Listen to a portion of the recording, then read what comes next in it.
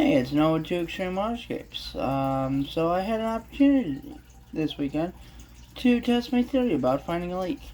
My theory of finding a leak is using thermal imaging camera to be able to detect wet spots around the edges of the pond for like low liner issues and stuff like that.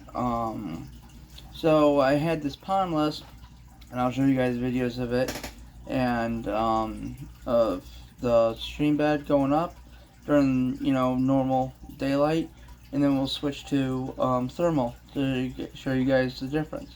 There were a few spots of that look like a dark wet spot on the outside of the pond.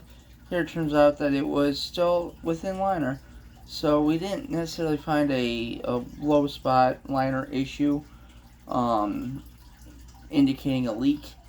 Not saying that, I mean, this pond is actively leaking. It could be leaking underneath the liner by like backtracking somewhere in the stream bed. We spent hours going up and down this pond. The stream bed falls. Took the falls box, tore the falls down, checked the seal. We did a lot of work to it, trying to find this leak. Never did find it, but my theory about using thermal did help. It did point out some colder spots where there was like water at. But as we moved rock to get to where it was indicating there was a dark, cooler spot, it was all inside the liner.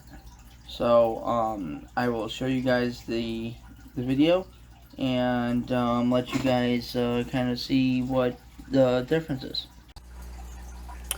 In this pondless we're trying to find a leak.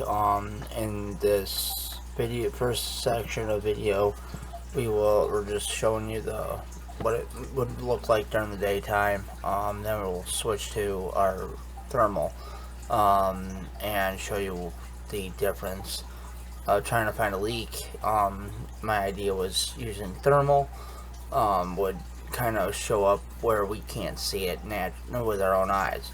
So as we switch into thermal, we see that the water level is cooler, so it'd be more of a bluish purple, as the rocks are bright orange.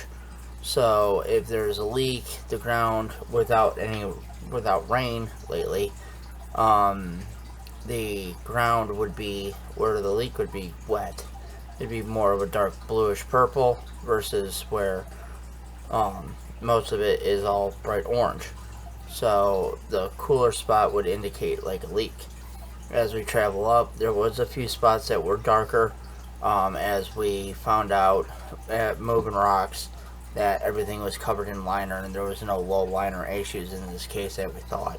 Not saying the leak's not in the bottom of the liner that we can't see, because in thermal, only thing you see is the water. So if it is leaking, which it is, we just can't see it, and we can't find it without dismantling the whole waterfall.